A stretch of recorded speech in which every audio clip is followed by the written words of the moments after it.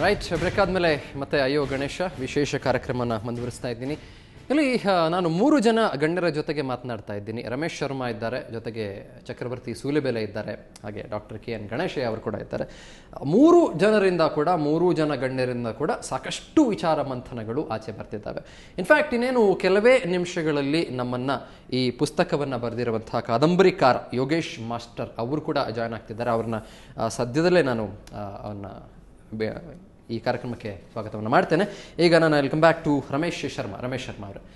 ಆವಾಗಲೇ ಹೇಳ್ತಾ ಇದ್ರಿ, ಗಣೇಶಯ್ಯ ಅವರು ಒಂದು ಮಾತು ಹೇಳ್ತಿದ್ರು, ಎಸ್ಪೆಷಲಿ ನೀವು ಹೇಳ್ತಿದ್ರಿ ಗಣೇಶನಿಗೆ ಆನೆ ತಲೆ ಬಂದಿದ್ದ ವಿಚಾರದ ಬಗ್ಗೆ ಉಲ್ಲೇಖ ಮಾಡ್ತಿದ್ರು, ನೀವು ಅದಕ್ಕೆ ಪೌರಾಣಿಕ ಕಥೆಗಳ ಬಗ್ಗೆ ಎಲ್ಲ ಹೇಳ್ತಿದ್ರಿ. ಕ್ವಿಕ್ಕಾಗಿ ಹೇಳೋದಾದರೆ ಪೌರಾಣಿಕತೆಗೂ ಮತ್ತು ರಿಯಾಲಿಟಿಗೂ ಅದನ್ನು ನೀವು ಹೊಂದಾಣಿಕೆ ಮಾಡಿ ಹೇಳೋದಾದರೆ ಆ್ಯಕ್ಚುಲಿ ಹೇಗಾಯ್ತದು ಹೇಳ್ಬೋದು, ಅದ್ರ ಬಗ್ಗೆ ನೀವು ನನಗೆ ಹೇಳ್ತೀನಿ. ಇವಾಗ ಒಬ್ಬ ಮನುಷ್ಯನಿಗೆ ಆಗ್ಬೋದು, ಯಾರಿಗೇ ಆಗ್ಬೋದು, ಒಂದು ಅಹಂ ಅಂತ ಏನಿರುತ್ತೆ, ಆ ಅಹಮ್ಮನ್ನು ತೆಗಿಬೇಕಾದ್ರೆ ಅವನೇ ಯಾರ ಅಹಮ್ಮನ್ನು ತೆಗಿತಾರೋ ಅವನು ಶಿವ ಆಗಿರ್ತಾನೆ. ಪ್ರತಿಯೊಬ್ಬರಲ್ಲೂ ಕೂಡ ಅಷ್ಟೇ. ಆ ಒಬ್ಬ ಶಿವ ಪರಮೇಶ್ವರ ಅಂತ ನಾವು ಏನು ಹೇಳ್ತೀವಿ, ಅಂತ ಶಿವ ಈ ವಿಶ್ವಕ್ಸೇನನಿಗೆ ಈ ಅಹಂ ಇದ್ದಂಥ ಸಂದರ್ಭದಲ್ಲಿ ಅದನ್ನು ತೆಗಿಬೇಕು ಅನ್ನೋ ಒಂದು ಉದ್ದೇಶನೂ ಇಟ್ಕೊಂಡು ಅವನು ವೈಕುಂಠಕ್ಕೆ ಬರ್ತಾನೆ. ವೈಕುಂಠಕ್ಕೆ ಬಂದಂಥ ಸಂದರ್ಭದಲ್ಲಿ ಈ ವಿಶ್ವಕ್ಸೇನನಿಗೂ ಪರಮೇಶ್ವರನಿಗೂ ಆಗ ಒಂದು ವಾದ ಪ್ರಾರಂಭ ಆಗುತ್ತೆ. ಆ ವಾದಕ್ಕೂ ಮೊದಲೇ ಪರಮೇಶ್ವರನಿಗೆ ಗೊತ್ತಿರುತ್ತೆ ಇವನಿಗೆ ಅಹಂ ಇದೆ, ಇವನಲ್ಲಿ ಇರತಕ್ಕಂಥ ಅಹಮನ್ನು ಕಮ್ಮಿ ಮಾಡಬೇಕು ಅಂತೇಳಿ. ಆ ಒಂದು ಸಂದರ್ಭದಲ್ಲಿ ಅವರಿಬ್ಬರು ವಾದ ಆಗಿ ಅವನ ಒಂದು ಸ್ಥಾನ ಏನಿರುತ್ತೆ ಅದು ಕಟ್ಟಾಗುತ್ತೆ. ಅದನ್ನು ಅವಲ್ಲೇ ಹೇಳಿದೆ. ಆಗ ಗಮ್ ಗಣಪತಿಗೆ ನಮಃ, ಈ ವಿಶ್ವಕ್ಸೇನನ ಶಿಷ್ಯನಾಗಿ ಏನಿರ್ತಾನೆ ಅವನಿಗೆ ಆ ಸ್ಥಾನ ಬರುತ್ತೆ ಅಂತ. ಆಗ ಅದೇ ಒಂದು ಸ್ಥಾನದಲ್ಲಿ ಅದೇ ಒಂದು ರೂಪದಲ್ಲಿ ಕೊಡೋಕ್ಕಾಗಲ್ಲ. ಆಗ ಒಂದು ಸೃಷ್ಟಿ ಮಾಡ್ತಾನೆ ಪರಮೇಶ್ವರ. ಆಗ ಸೃಷ್ಟಿ ಮಾಡುವಂಥದ್ದೇ ಈ ಗಣೇಶ. ಆ ಗಣೇಶನಿಗೆ ಒಂದು ಆಕಾರ ಬೇಕು, ಒಂದು ರೂಪ ಬೇಕು. ಆ ರೂಪ ಯಾವುದು ಅಂತೇಳಿ ಹೇಳಿದಾಗ ಆಗ ಉತ್ತರ ದಿಕ್ಕಿನಲ್ಲಿ ಇರತಕ್ಕಂತಹ ಒಂದು ಪ್ರಾಣಿಯ ತಲೆಯನ್ನು ತೆಗೆದುಕೊಂಡು ಬನ್ನಿ ಅಂತ ಹೇಳ್ತಾನೆ. ಇದೆಲ್ಲರೂ ಕೂಡ ಗೊತ್ತಿರುವಂತ ವಿಷಯ. ಯಾಕೆ ಉತ್ತರ ದಿಕ್ಕಿನಲ್ಲೇ ಹೇಳ್ದ, ಯಾಕೆ ಆನೆ ತಲೆನೇ ಬಂತು? ಮನುಷ್ಯನಿಗೆ ಏನೊಂದು IQ ಪವರ್ ಅಂತ ಇದೆಯೋ IQ ಪವರ್ ನೆಕ್ಸ್ಟ್ ಇರತಕ್ಕಂಥದ್ದೇ ಆನೆಗಾಗಿರುತ್ತೆ. ಹಾಗಾಗಿ ಆ ಆನೆಯ ಒಂದು ತಲೆಯನ್ನ ಅಂತ IQ ಪವರ್ ಇರುತ್ತೆ. ಅಂದ್ರೆ ಎಲ್ಲವೂ ಕೂಡ ಎಲ್ಲ ಏನು ಒಂದು ಕೆಲಸ ಕರ್ಮವನ್ನು ಮಾಡುತ್ತೆ ಎಲ್ಲ ಏಕಕಾಲದಲ್ಲಿ ಮಾಡುವಂಥ ಒಂದು ಪ್ರಾಣಿ ಅಂದರೆ ಅದು ಆನೆ ಮಾತ್ರ ಆಗಿರುತ್ತೆ. ಅಂದರೆ ನೋಡತಕ್ಕಂಥದ್ದಾಗು ಸೂಕ್ಷ್ಮವಾಗಿ ನೋಡಿ, ಅಗಲವಾದ ಕಿವಿಯನ್ನು ವಿಶಾಲವಾಗಿ ಪ್ರತಿಯೊಂದನ್ನು ಕೂಡ ಕೇಳಿ ಸೂಕ್ಷ್ಮವಾಗಿ ನೋಡಿ ಅನಂತರದಾಗ ಏನನ್ನು ಕೂಡ ನಾವು ಗ್ರಹಿಸಬೇಕು, ಅದು ಮಾಡಬೇಕಾಗತ್ತೆ. ಅಂಥ ಒಂದು ಸೂಕ್ಷ್ಮತೆ ಆ ಒಂದು ಆನೆಯಲ್ಲಿರೋದ್ರಿಂದ ಆ ಪರಮೇಶ್ವರ ಅಂಥ ಒಂದು ಆನೆಯ ಮುಖವನ್ನು ಕೊಟ್ಟ ಅಂತೇಳಿ ಇದು ಪುರಾಣಗಳಲ್ಲಿ ಉಲ್ಲೇಖ ಆಗಿರುವಂಥದ್ದು. ಇದನ್ನ ಇನ್ನೇನು ನಾವು ಸೃಷ್ಟಿ ಮಾಡಿದ್ರೆ ಆಯ್ತು, ಅದು ಒಂದು ವೇಳೆ ಅವರು ಸುಳ್ಳು ಅಂತ ಹೇಳೋದಾದ್ರೆ, ಇವ್ರು ಹೇಳುವಂತಹ ಒಂದು ಆ ಶೂದ್ರರ ದೇವತೆ ಇಲ್ಲ ಶೂದ್ರರ ಉಚ್ಚಿಷ್ಟವನ್ನು ತಿಂತಾನೆ, ಇದೆಲ್ಲ ಎಲ್ಲಿದೆ? ಅದು ನನಗೆ ಸ್ಪಷ್ಟತೆ ಬೇಕಾಗಿರೋದು. ಇಲ್ಲಿ 2 ಶಕ್ತಿಗಳು ದೇವತೆಗಳ ವಿಚಾರದಲ್ಲಿ, ಒಂದು ಅಸುರಿ ಶಕ್ತಿ, ಒಂದು ಸುರಶಕ್ತಿ ಅಂತ.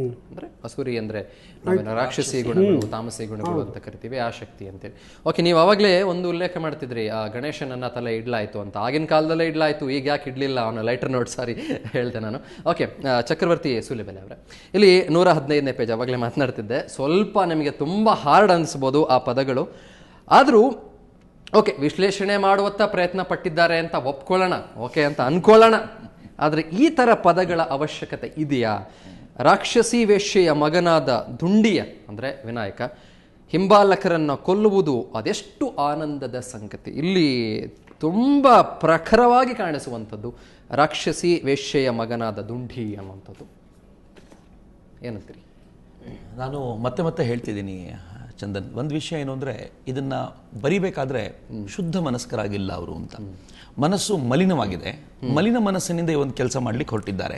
ನಾನೊಂದು 2 ಸಾಲುಗಳನ್ನು ಆ್ಯಡ್ ಮಾಡ್ತೀನಿ ಪ್ಲೀಸ್. ಯಾಕಂದ್ರೆ ನೀವು ಆ ಲೇಖಕನ ಮನಸ್ಥಿತಿಯನ್ನು ಓದಿದ ಮೇಲೆ ಈ ಕೃತಿಯನ್ನು ಓದ್ಲಿಕ್ಕೆ ಚೆನ್ನಾಗುತ್ತೆ, ಅವಾಗ ನಿಮ್ಗೆ ಗೊತ್ತಾಗುತ್ತೆ. ಲೇಖಕರು ಪ್ರಿಫೇಸ್ನಲ್ಲಿ ಹೇಳ್ತಾರೆ, ವಿಘ್ನಗಳನ್ನುಂಟು ಮಾಡಿ ತೊಂದರೆ ಕೊಡುವ ದುಷ್ಟನಾಗಿ ಮಾನವ ಗೃಹ್ಯ ಸೂತ್ರಗಳಲ್ಲಿ ಯಾಜ್ಞವಲ್ಕ್ಯ ಸ್ಮೃತಿಗಳಲ್ಲಿ ವರ್ಣಿಸಲ್ಪಟ್ಟ ಗಣಪತಿ ವಿಘ್ನೇಶ್ವರ ಎಲ್ಲ ಕಷ್ಟಗಳನ್ನು ತೊಲಗಿಸಿ ವಿಜಯವನ್ನುಂಟು ಮಾಡುವ ದೇವತೆಯಾಗಿ ಹೇಗೆ ಬದಲಾದ? ಶೂದ್ರರ ಹೀನ ಜಾತಿಯ ದೇವತೆಯೊಂದಿಗೆ ಬ್ರಾಹ್ಮಣ ಮತವು ಒಪ್ಪಂದಕ್ಕೆ ಬರಲು ಹೇಗೆ ಸಾಧ್ಯವಾಯಿತು? ಈಗೊಂದು ಕಲ್ಪನೆ ಇದೆ. ಬ್ರಾಹ್ಮಣ ಮತ ಮತ್ತು ಶೂದ್ರ ಅನ್ನೋದು 2 ಪ್ರತ್ಯೇಕವಾದ್ದು. ಇವೆರಡು ಯಾವಾಗಲೂ ಒಂದು ಬೇಸಿಗೆ ಬರ್ಲಿಕ್ಕೆ ಸಾಧ್ಯ ಆಗಲ್ಲ ಅನ್ನುವಂಥ ಪರಿಕಲ್ಪನೆ ನಮ್ಮಲ್ಲಿ ತುಂಬಾ ವ್ಯಾಪ್ತವಾಗಿ ತಲೆಯೊಳಗೆ ತುಂಬುವಂಥ ದೊಡ್ಡ ಪ್ರಯತ್ನ ನಡೆದಿದ್ದೆ ಈ ದೇಶದ ಮೇಲೆ ವೆಸ್ಟ್ ಆಕ್ರಮಣದ ನಂತರ. ಅಲ್ಲಿವರೆಗೂ ಈ ತರದ ಸಮಸ್ಯೆಗಳಲ್ಲಿ ನಾವು ತುಂಬಾ ಜಂಜಾಟದಲ್ಲಿ ಸಿಕ್ಕಾಕೊಂಡಿದ್ದಿಲ್ಲ. ಈ ಚಿಂತನೆಯನ್ನ ತಮ್ಮೊಳಗೆ ಚೆನ್ನಾಗಿ ಬೆಳೆಸ್ಕೊಳ್ಳೋ ಪ್ರಯತ್ನ ಮಾಡಿದಂಥ ವ್ಯಕ್ತಿ ಬ್ರಾಹ್ಮಣರನ್ನು ಕಂಡಾಗ ದುಷ್ಟ ಕೆಟ್ಟ ದೃಷ್ಟಿಯಿಂದ ನೋಡಬೇಕು ಅನ್ನುವಂಥ ಪ್ರಯತ್ನ ಮಾಡುವಂಥ ವ್ಯಕ್ತಿ, ಆ ವ್ಯಕ್ತಿ ಇನ್ನೇನು ಯೋಚನೆ ಮಾಡಬಲ್ಲ ಅಂತ. ಈ ಮಾನಸಿಕ ಸ್ಥಿತಿ ಇರೋ ವ್ಯಕ್ತಿಯನ್ನ ನೀವು ತುಂಬಾ ದೊಡ್ಡ ಇದನ್ನ ಯೋಚನೆ ಮಾಡಬೇಕಾದ ಅಗತ್ಯ ಇಲ್ಲ ಅಂತ ನನಗನ್ಸೋದು. ನಾನು ಕೆಲವಾರು ದಿನಗಳ ಹಿಂದೆ ಗಣೇಶ ಅವರಿಗೆ ನೆನಪಿದೆ ಅಂತ ಅನ್ಕೊಳ್ತೀನಿ, ನಾನು ಈ ಜಾತಿ ಬಗ್ಗೆ ಒಂದು ಚರ್ಚೆಯನ್ನ ಮಾಡ್ತಿದ್ದೆ, ಇದೇ ವೇದಿಕೆಯಲ್ಲಿ ಚರ್ಚೆ ಮಾಡ್ತಿದ್ದೆ. ಆಗ ಡಾಕ್ಟರ್ ಕೆ ಎನ್ ಗಣೇಶಯ್ಯ ಅವರು ಕೂಡ ಇದ್ರು. ನನಗೆ ಇವತ್ತು ಸ್ವಲ್ಪ ಮ್ಯಾಕ್ಸ್ ಫಿಕ್ಸಿಂಗ್ ಆಗಿದೆ ಅಂತ ಕಾಣುತ್ತೆ. ಯಾಕೋ ನೀವು ಓದ್ಕೊಂಡ್ ಬಂದಿರೋದೆಲ್ಲ ಅವರಿಬ್ಬರಿಗೂ ಸಪೋರ್ಟ್ ಮಾಡೋ ರೀತಿ ಓದ್ಕೊಂಡ್ ಬಂದಿದ್ದಾರೆ ಅಂತ. ನಾನು ಓದ್ಕೊಂಡೇ ಬಂದಿಲ್ಲ, ನಾನು ಬರೀ ಬುಕ್ ನೋಡಿ ಬಂದೇನೆ. ಇರಲಿ, ಯಾರೋ ನಿಮ್ಗೆ ಅಂಡರ್ಲೈನ್ ಮಾಡ್ಕೊಟ್ಟಿದ್ದಾರೆ, ಬಹುಶಃ ನೀವು ರಿಸರ್ಚ್ ಮಾಡಿರ್ಬೇಕು ಅದಕ್ಕೆ. Coming to this point you told, in fact ನನಗೆ ಒಂದು ವಿಷಯದಲ್ಲಿ ಇಷ್ಟ ಆಗಿದ್ದು ಅಂತಂದ್ರೆ, ಅವತ್ತು ನಾವು ಚರ್ಚೆ ಮಾಡಿದ್ವಲ್ಲ, ಕ್ರಿಸ್ತಪೂರ್ವ 1ನೇ ಶತಮಾನದಿಂದ ಕ್ರಿಸ್ತಪೂರ್ವ 2000 ವರ್ಷಗಳ ಹಿಂದಿನವರೆಗೂ ನಮ್ಮ ಭಾರತದಲ್ಲಿ ಯಾವುದೇ ರೀತಿಯ ಜಾತಿ ಪದ್ಧತಿ ಇರಲಿಲ್ಲ. ಈ ಶೂದ್ರ ಬ್ರಾಹ್ಮಣ ಅನ್ನೋದು ಇರಲಿಲ್ಲ. ಅವ್ರ ಮಧ್ಯೆ ಬೇಕಾದಷ್ಟು ಸಂಪರ್ಕ ಏರ್ಪಡ್ತಾ ಇತ್ತು, ರಕ್ತ ಸಂಬಂಧಗಳು ಬೇಕಾದಷ್ಟು ಇದ್ದು ಅನ್ನೋದಕ್ಕೆ ನಮ್ಮ ವಿಜ್ಞಾನಿಗಳು ಸಂಶೋಧನೆ ಮಾಡಿ ತೋರಿಸ್ಕೊಟ್ಟಿದ್ದಾರೆ ಅನ್ನುವ ವಿಷಯದ ಇಡೀ ಒಂದು ಏನು ಸಾರಾಂಶವನ್ನ ಈ ಪುಸ್ತಕದಲ್ಲಿ ನಾವು ನೋಡ್ಬೋದು ಆಕ್ಚುಲ್ ಆಗಿ. ಹೇಗೆಂದ್ರೆ ಗಣೇಶ ಅವನ ಅನಾರ್ಯ ಆಗಿರ್ಬೋದು, ಅರಣ್ಯಕ ಆಗಿರ್ಬೋದು, ದೇವತೆಗಳಿರ್ಬೋದು, ಆರ್ಯರಿರ್ಬೋದು, ಅವರೆಲ್ಲರ ಮಧ್ಯೆ ಸಂಬಂಧ.